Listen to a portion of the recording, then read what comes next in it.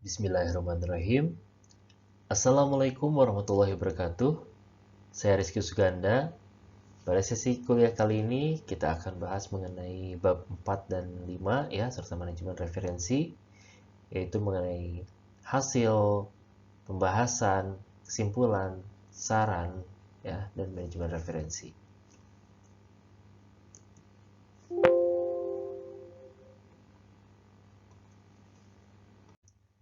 Apa saja yang akan dibahas dalam kuliah ini, yaitu mengenai hasil penelitian, pembahasan, keterbatasan penelitian atau limitation of the study, ya, kesimpulan, kemudian saran dan implikasi, dan reference management.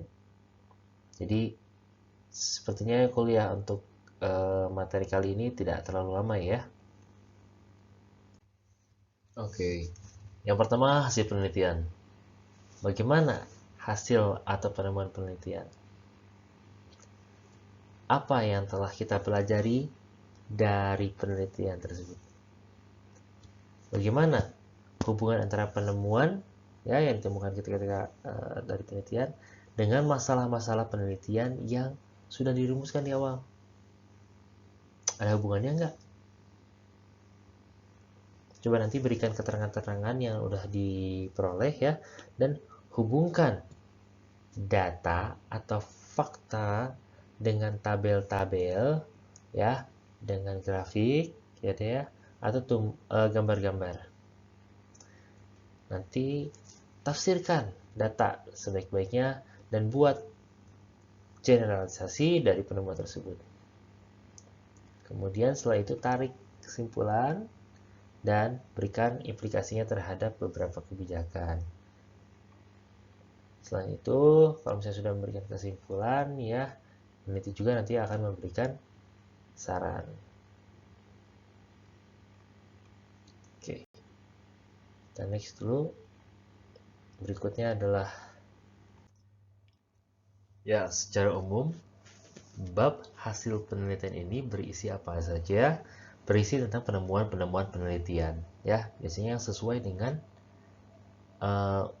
urutan yang sudah di metode penelitian. Gitu. Penemuan-penemuan penelitian dijabarkan, disajikan di sini ya, di hasil penelitian atau bab 4 biasanya. Lalu kemudian penjelasan serta interpretasi, ini interpretasi ya, bukan interpretasi, atau penafsiran dari data dan hubungan yang diperoleh. Kalau misalnya ada hubungannya bermakna ya, kemudian ada bilang hubungannya korelasinya kuat, korelasinya lemah, korelasinya sedang, boleh juga di sini. Kemudian pembuatan generalisasi dari penemuan.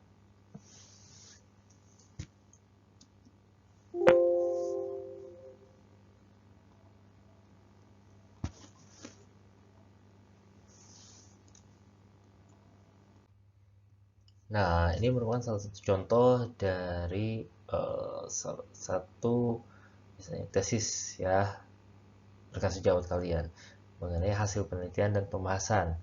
Untuk part titik satunya deskripsi dulu mengenai identitas responden, kemudian nanti ada di part 1.3 pengerjaan responden, part 1.4 pendidikan responden, lalu ada part titik 2 ya.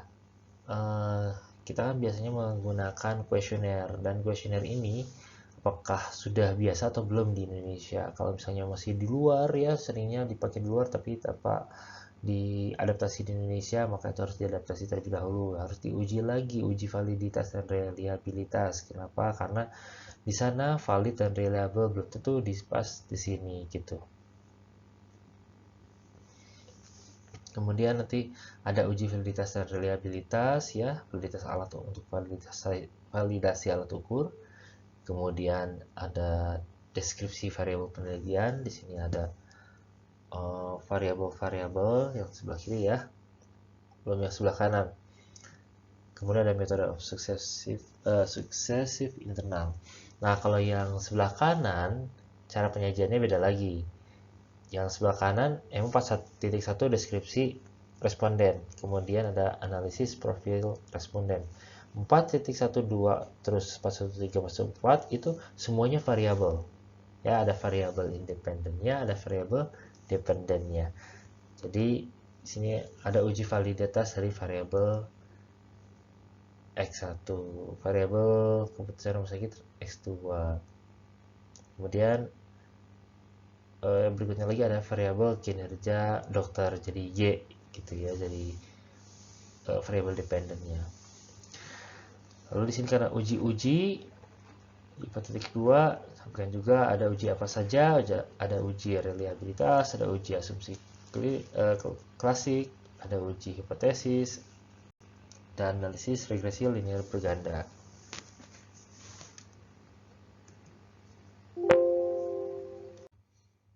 Oke, yang berikutnya adalah mengenai pembahasan atau discussion. Nah, ini merupakan bab yang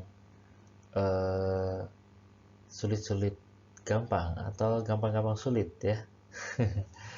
Karena menulis di sini tuh cukup tricky, tapi kalau misalnya udah tahu triknya itu insya Allah bisa gitu, lebih gampang. Ya, jadi kalau di bab pembahasan ini, kalau misalnya kita lihat dari slide ya, ada berdasarkan hasil penelitian dirumuskan temuan-temuan yang perlu ditekankan. Lalu berdasarkan temuan tersebut kemudian dibahas dikaitkan dengan teori yang sudah dijelaskan pada bab sebelumnya ya, tentang bab 2 kajian literatur atau tinjauan pustaka atau hasil penelitian lain. Jadi gini, di pembahasan yang biasanya kita tampilkan dulu ya, bukan tampilkan ya, tapi namanya kita panggil kembali ya, recall lagi hasil penelitian ya yang ada di bab 4. Misalnya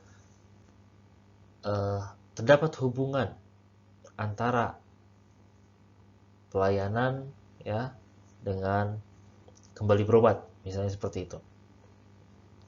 Itu hasil penelitiannya ya. Terus kita bahas di situ. Bahasnya gimana? Bahasnya kita bandingkan dengan penelitian-penelitian sebelumnya. Hasil penelitian ini atau penelitian ini selaras dengan penelitian yang dilakukan oleh X. Hasil penelitian ini sesuai atau sejalan dengan hasil penelitian yang dilakukan oleh Y pada tahun berapa, yang menggunakan subjek sebanyak 200 orang, sedangkan kita 100 orang ya, atau misalnya sebanyak 200 orang, kemudian dengan menggunakan metode apa, dan hasilnya adalah sama. Begitu ya kalau pembahasan. Terus kemudian kalau misalnya ada yang tidak sejalan ya disampaikan tidak sejalan. Hasil penelitian kita menunjukkan bahwa terdapat hubungan antara tadi kualitas pelayanan dengan kembalinya berkunjung ke rumah sakit tersebut. Tetapi hal ini tidak sejalan dengan penelitian yang dilakukan oleh V kan, yang subjeknya adalah remaja gitu ya, yang remaja dengan metode seperti ini, dan hasilnya adalah sebaliknya gitu. Di sana dikatakan bahwa pelayanan yang dialami oleh para remaja itu tidak menyenangkan, misalkan ya seperti itu. Jadi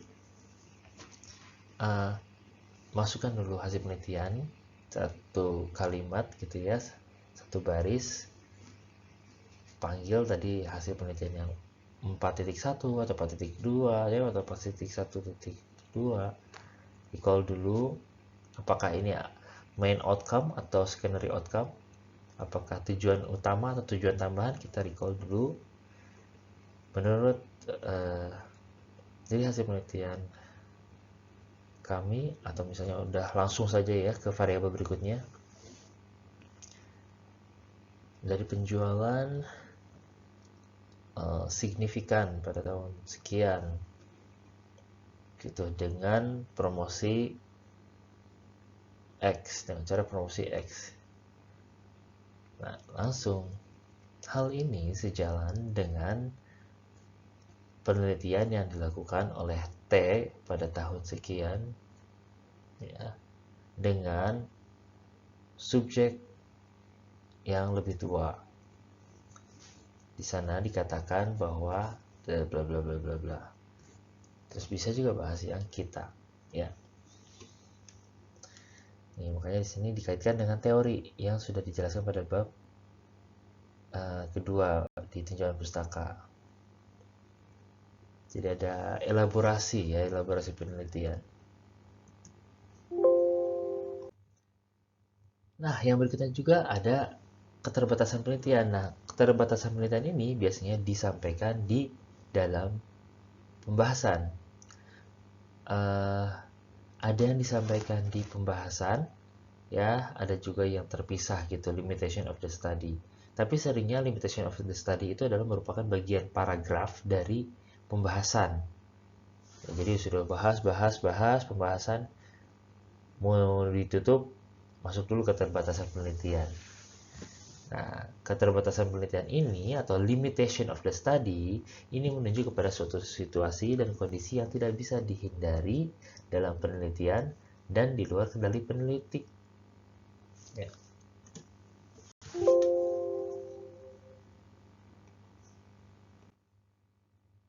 Nah, jadi keterbatasan penelitian ini situasi dan kondisi yang dapat mempengaruhi kesimpulan hasil penelitian dan merupakan kelemahan penelitian. Misalnya, jika penelitian dilakukan di rumah sakit atau klinik, tentu ada faktor di rumah sakit atau klinik yang tidak dapat dikendalikan oleh peneliti. Meskipun demikian, tidak berarti hasil penelitian menjadi tidak berguna, dan keterbatasan penelitian ini perlu dikemukakan agar readers, ya, audiens dapat menyikapi temuan penelitian tersebut sesuai dengan situasi dan kondisi yang ada. Oke. Ya, ini maksudnya yang tidak dapat dikendalikan oleh peneliti apa saja nih contohnya. Nanti kita bahas ya di slide selanjutnya.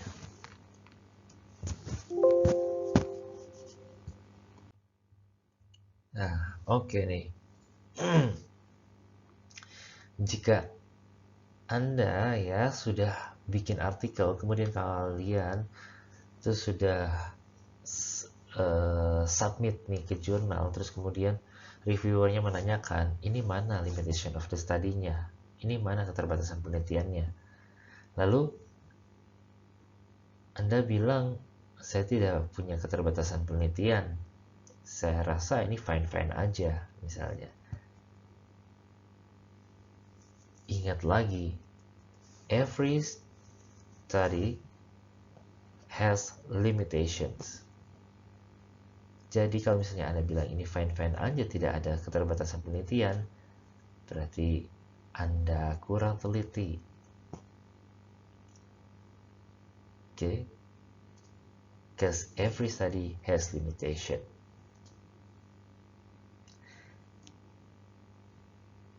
Clarifying the limitation of study, dengan klarifikasi keterbatasan penelitian, ini akan allow pembaca ya untuk mengerti lebih baik mengenai kondisi seperti apa nih hasil ini harus diinterpretasikan. Lalu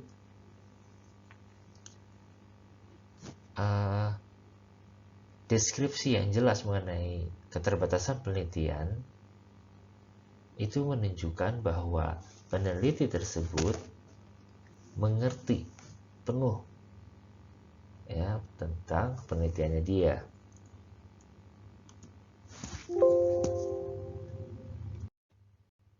Artinya, dengan Anda menjelaskan keterbatasan penelitian Anda, sebenarnya itu sudah memperkuat studi Anda, ya, memperkuat artikel Anda. Kurang limitation of study, poinnya kurang. Contoh keterbatasan penelitian apa yang bisa dijadikan keterbatasan penelitian? Jumlah sampel. Sebenarnya jumlah sampel ini bisa kita antisipasi di awal. Misalnya kita memerlukan jumlah sampelnya adalah 60, tetapi ternyata yang dapatnya cuma hanya 30, dan itu sudah diusahakan benar-benar. Udah diantisipasi jumlah dropoutnya berapa, 10% misalnya ya. Kalau 54 masih tidak apa-apa karena 60 kurangi 6, jadi 54 itu sudah masih tidak apa-apa. Ternyata lebih dari itu dropoutnya, misalnya jadi 35 atau jadi 40. Ya, jumlah sampel menjadi sedikit seperti itu tidak bisa kita salahkan karena emang adanya segitu misalnya pasiennya setelah sekian periode. Lalu metode penelitian, misalnya sesuatu yang dapat mempengaruhi responden dalam menjawab. Misalkan menjawabnya secara online. Kita tidak tahu apakah responden yang menjawab secara online itu menjawab secara jujur atau enggak, walaupun sudah di-inform consent untuk menjawab jujur. Lalu apakah di tempat tersebut ada orang lain atau enggak yang memberikan jawabannya, kalau misalnya ada seperti kuis ya atau tentang pengetahuan. Itu juga menjadi keterbatasan penelitian ya.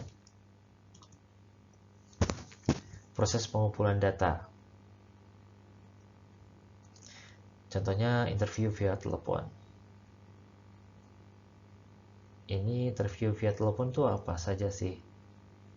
Kalau misalnya ini bisa sinyal hilang, proses pengumpulan data, keterbatasan penelitian. Jadi kadang-kadang transkripsinya nggak jelas, alias kalau yang kualitatif kan menuliskan apa saja yang disampaikan oleh responden, tapi ternyata sinyalnya putus. Via online, lagi Zoom apa, sinyalnya juga jelek gitu. Question via online dengan secara langsung dijelaskan waktu mengisi, ya tadi sinyalnya hilang lagi. Atau karena misalnya online bisa nggak fokus menjawabnya, bisa macam-macam kan. Peralatannya yang adanya yang dipakai adalah misalnya yang metode yang kuno atau metode yang klasik atau metode yang sudah lama, tidak yang terbaru. Masukkan keterbatasan penelitian. Atau misalnya di tengah-tengah yang rusak atau apa ya. Kemudian waktu penelitian dikaitkan dengan penelitian sebelumnya atau guideline. Ya ini contohnya biasanya pada penelitian intervensi. Kalau di manajemen intervensinya apa sih? Intervensi leadership, intervensi aplikasi di rumah sakit misalnya ya, dalam suatu periode bagaimana pengaruh aplikasi antrian terhadap kecepatan antrian gitu kan.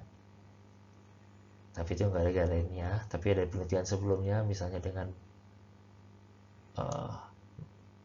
menggunakan aplikasi ini maka antrian akan menjadi lebih cepat. Nah, ada yang meneliti lagi waktu penelitiannya lebih lambat misalnya. Atau misalnya intervensi ini ya, olahraga. Karena saya suka di bidang olahraga.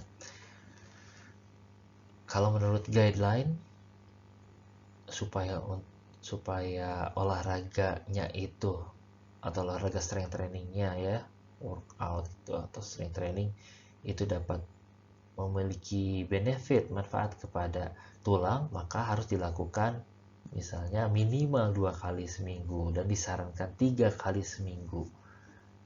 Nah, penelitian kita hanya bisa 1 kali seminggu pada subjek X, karena subjek X tidak bisa melakukan 2 kali seminggu, misalnya seperti itu. Jadi dijelaskan keterbatasan penelitiannya, hanya bisa melakukan melakukan olahraga ini, intervensi olahraga ini 1 kali seminggu dikarenakan subjek-subjek yang kami teliti hanya bisa sekali dalam seminggu. Ya, seperti itu. Akses ke literatur. Akses ke literatur, terutama ini yang literatur review atau systematic review. Oke. Karena systematic review atau literature review, ya, systematic literature review itu kan harus ke database. Database kita lihat, kemudian kita buka. Nah, kadang yang dibuka yang cuma apa? Yang free. Milih yang free kan. Jadi yang berbayar tidak dimasukin, tidak dibaca seluruhnya. Itu jadi akses ke literatur. Data sudah lama, atau data sekunder.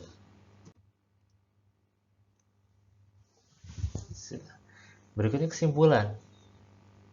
Di sini kesimpulan memuat pernyataan singkat yang dijabarkan secara tepat dari hasil penelitian dan pembahasannya. Kesimpulan ini harus berisi pernyataan mengenai diterima atau tidak diterimanya hipotesis yang dikemukakan itu. Ya, jadi di kesimpulan ini, ya, yang seperti yang barusan saya katakan, harus dijabarin lagi tuh hasil penelitiannya. Dan ingat tujuan penelitian sebelumnya apa. Ya. Jadi kesimpulan berisi jawaban atas pertanyaan yang diajukan pada bagian perumusan masalah. Keseluruhan jawaban hanya terfokus pada ruang lingkup pertanyaan dan jumlah jawaban disesuaikan dengan jumlah rumusan masalah yang diajukan. Jadi kalau misalnya rumusan masalah Anda punya 3, maka kesimpulan juga cukup 3 saja. Rumusan masalah Anda ada 5, maka kesimpulannya juga ada 5 poin saja. Tujuan penulisan kesimpulan adalah untuk memberikan kesempatan dan informasi kepada para pembaca guna mengetahui secara cepat tentang apa hasil akhir yang diperoleh dari penelitian yang telah dilakukan. Jadi kalau misalnya Anda sebagai reader atau pembaca pengen tahu hasilnya bagaimana, langsung ke bagian kesimpulan, karena di situ langsung tahu hasil penelitian ini jadinya naik atau turun, bermakna atau tidak bermakna, signifikan atau enggak, berkorelasi kuat atau lemah. Itu langsung kita lihat ke kesimpulan hasilnya, ya. Jadi, karena kesimpulan itu langsung menjawab rumusan masalah atau pertanyaan penelitian.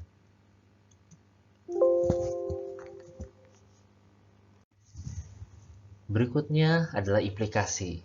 Ya, implikasi itu apa sih? Keterlibatan atau keadaan terlibat. Implikasi manusia sebagai objek percobaan atau penelitian semakin terasa manfaat dan kepentingannya. Artinya keterlibatan manusia sebagai objek percobaan, bla bla bla bla.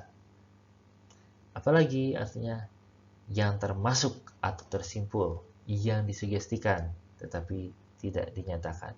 Apakah ada implikasi dalam pertanyaan itu? Maksudnya apakah ada yang tersimpul, ya, dalam pertanyaan itu? Jadi implikasi ini berfungsi membandingkan antara hasil penelitian lalu dengan hasil penelitian yang baru dilakukan. Ya, berikutnya terdapat berbagai macam implikasi, yaitu implikasi teoritis, implikasi manajerial, dan ada implikasi metodologi. Nah, untuk implikasi teoritis itu apa? Yaitu bertujuan untuk meyakinkan pembaca mengenai kontribusi terhadap ilmu pengetahuan dalam teori-teori yang digunakan untuk memecahkan masalah penelitian. Nah, pada bagian ini peneliti akan menyajikan gambar, ya, yang lengkap mengenai implikasi teoretikal dari penelitian ini. Bagian ini Uh, tujuan tambahannya lagi adalah untuk meyakinkan penguji pada mengenai kontribusi terhadap ilmu pengetahuan. Nih, ke teori-teori ya. Tapi juga implikasinya bagi teori-teori yang relevan dengan bidang kajian utama yang disajikan dalam model teoritis. Oke. Berikutnya adalah yang manajerial. Pada bagian ini, peneliti menyajikan berbagai implikasi kebijakan yang dapat dihubungkan dengan temuan-temuan yang dihasilkan dalam penelitian ini. Implikasi manajerial memberikan kontribusi praktis bagi manajemen. Jadi di sini implikasi manajerialnya apa? Berarti kan kontribusi buat manajemennya apa? Gitu. Implikasi kebijakan. Ya termasuk untuk kebijakannya apa? Implikasi metodologi, nah bagian ini bersifat opsional, tambahan aja dan menyajikan refleksi penulis mengenai metodologi yang digunakan dalam penelitiannya. Misalnya, pada bagian ini dapat disajikan penjelasan mengenai bagian-bagian metode penelitian mana yang telah dilakukan dengan sangat baik dan bagian mana yang relatif sulit, serta prosedur mana yang telah dikembangkan untuk mengatasi berbagai kesulitan itu yang sebetulnya tidak digambarkan sebelumnya dalam literatur mengenai metode penelitian.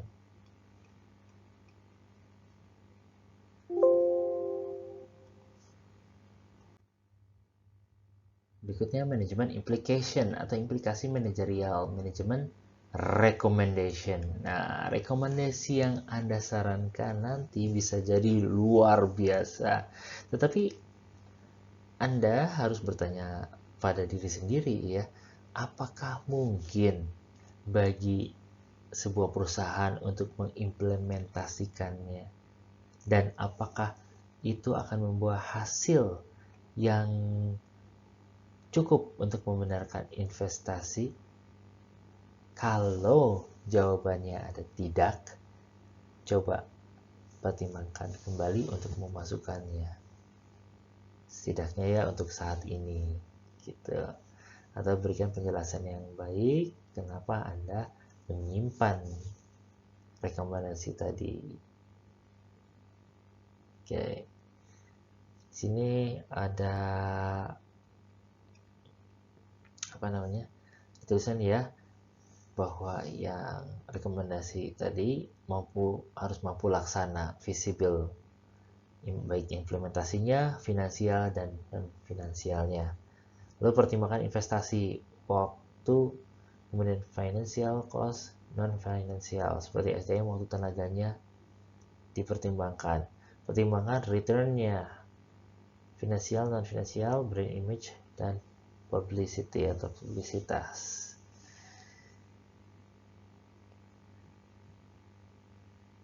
Oke, jadi harus mempertimbangkan visibilitasnya ya.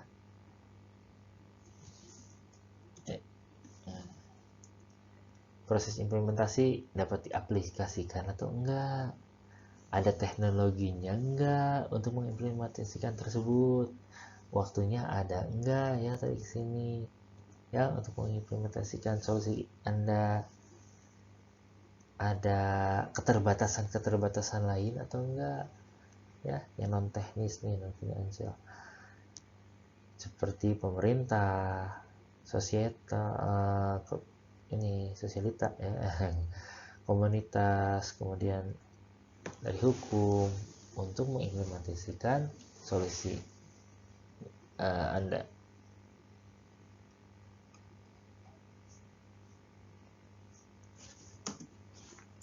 Ingat, if an interesting solution cannot solve a problem because it cannot be implemented, it is not a solution. Jika solusi yang menarik nih, yang luar biasa, tidak bisa memecahkan suatu masalah, gitu ya, cannot solve a problem, karena nggak bisa diimplementasikan, so itu bukan solusi. Saran adalah sesuatu yang diberikan kepada pembaca atau readers yang didasarkan atas hasil temuan dalam studi yang telah dilakukan dan bukan berupa pendapat atau tinjauan idealis pribadi peneliti. Jadi, ini harus didasarkan atas hasil temuan dalam studi Anda. Saran-saran ini dapat berbentuk sebagai berikut, yaitu bisa saran kepada dunia akademis, ya, kemudian saran kepada objek yang diteliti, saran kepada perumus kebijakan. Oke, saran yang diajukan ini hendaknya saran yang bersifat konstruktif, ya, tentunya ya, membangun dengan mengacu terpenuhnya beberapa persyaratan. Terus saran yang baik antara lain diuraikan secara singkat dengan bahasa yang jelas, punya sasaran objek yang jelas, yang memiliki otoritas penerapan. Ini disertai dengan tindakan operasional yang memungkinkan dapat dilakukan, disertai dengan kriteria indikator keberhasilan. Jadi kalau misalnya berhasil menurut Anda itu apa indikatornya, ya, apa titiknya. Kemudian berupa imbauan untuk melakukan penelitian sejenis yang menekankan pada pendalaman. Tidak ada imbauan juga, ya, untuk melakukan penelitian sejenis.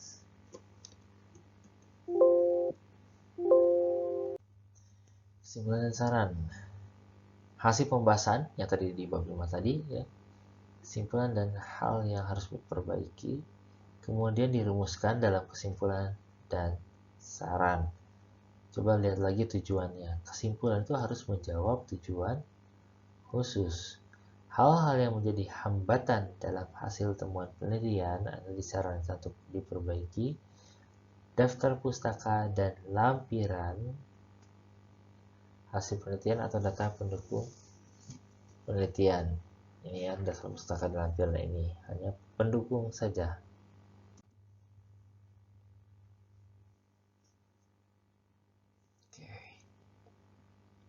Kalau live ini saya tanya-tanya kalian, ya. Berhubung ini bukan live, saya lanjutkan mengenai manajemen referensi.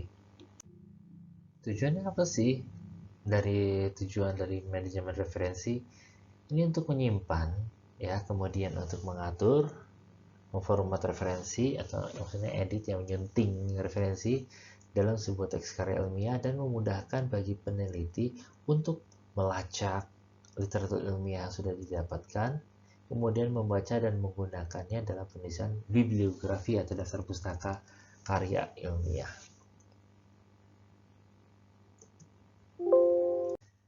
Ada banyak sekali manajemen referensi yang beredar saat ini.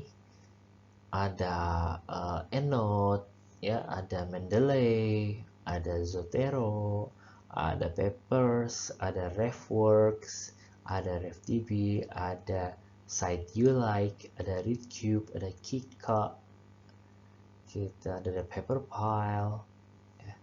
Jadi ada banyak sekali manajemen referensi, namun yang 3 paling populer yaitu adalah EndNote, Mendeley, dan Zotero.